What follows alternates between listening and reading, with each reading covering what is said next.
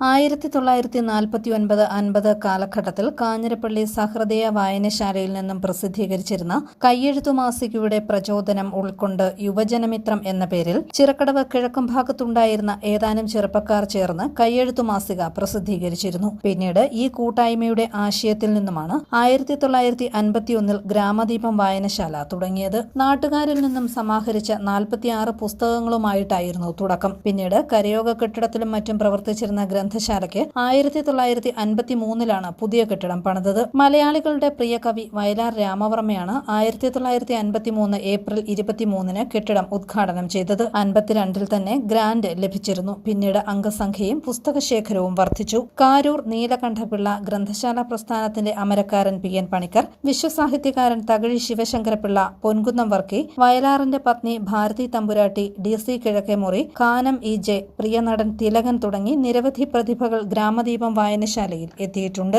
നിലവിൽ കോട്ടയം ജില്ലയിൽ A grade ഗ്രന്ഥശാലയാണിത്. 20,000-ലധികം പുസ്തകങ്ങൾ സ്വന്തമായുണ്ട്. ബാലവേദി, യുവജനവേദി തുടങ്ങിയ വിവിധങ്ങളായ പ്രവർത്തനങ്ങളിലൂടെ ഗ്രന്ഥശാലയുടെ പ്രവർത്തനം സജീവമായി മുന്നോട്ടു പോകുന്നതായി ഗ്രാമദീപം വായനശാല സെക്രട്ടറി PN സോജൻ പറഞ്ഞു. നിലവിൽ ഇത് A ഗ്രേഡ് ലൈബ്രറിയാണ്. കോട്ടയം ജില്ലയിലെ ഏറ്റവും പ്രധാനപ്പെട്ട ലൈബ്രറികളിലൊന്നാണ്. വളരെ സജീവമായ പ്രവർത്തനങ്ങൾ നടത്തിക്കൊണ്ട് ബാലവേദി, യുവജനവേദി, ഗുരുജനവേദി, അതുപോലെ തന്നെ വനിതാവേദി എന്നിവയടക്കം വിവിധ പ്രവർത്തനങ്ങളുമായി വായനശാലയുടെ ഭാഗമായിട്ട് തന്നെ പ്രവർത്തിക്കുന്നു. കൂടാതെ ഒരു കർണാടക സംഗീതത്തിനുള്ള ക്ലാസ് ഇവിടെ നടക്കുന്നു. നാടൻപാട്ട് പരിശീലന പരിപാടികൾ നടന്നിരുന്നു. അങ്ങനെ നിരവധി പരിപാടികൾ നടത്തിക്കൊണ്ട് വിവിധ ഏജൻസികളിൽ നിന്നും കിട്ടിയ പണം സമാഹരിച്ചിട്ടുണ്ട്. പഞ്ചായത്തിൻ്റെയും ബ്ലോക്ക് പഞ്ചായത്തിൻ്റെയും ജില്ലാ പഞ്ചായത്തിൻ്റെയും രാജാറാം മോഹൻ റോയ് ലൈബ്രറി ഫൗണ്ടേഷൻ്റെയും ഒക്കെ സഹായങ്ങൾ വിവിധ രൂപത്തിൽ സ്വീകരിച്ചുകൊണ്ടാണ് ഇന്ന് ഈ കെട്ടിടം ഇടിഞ്ഞു പൊളിഞ്ഞു വീടാറായ പഴയ കെട്ടിടം പൊളിച്ചു മാറ്റി ഈ കെട്ടിടം പണിയാനും ഇത്തരത്തിൽ ഒരു വലിയ സ്ഥാപനമായിട്ട് ഇത്രയും അടിസ്ഥാന സൗകര്യങ്ങളുള്ള ഒരു വലിയ സ്ഥാപനമായിട്ട് ഇതിനെ മാറ്റുവാനും കഴിഞ്ഞത്. പുസ്തകങ്ങൾ വിതരണം ചെയ്യുക മാത്രമല്ല, മാറുന്ന രീതി അനുസരിച്ച് ഗ്രന്ഥശാലകളും മാറണമെന്ന് ജില്ലാ library council president ND Sivan പറഞ്ഞു. തീർച്ചയായും മാറുന്ന കാലത്തിനനുസരിച്ച് ഗ്രന്ഥശാലയുടെ പ്രവർത്തന രീതിയും മാറുന്നുണ്ട്. വായനയുടെ സ്വഭാവം മാറിയിട്ടുണ്ട്.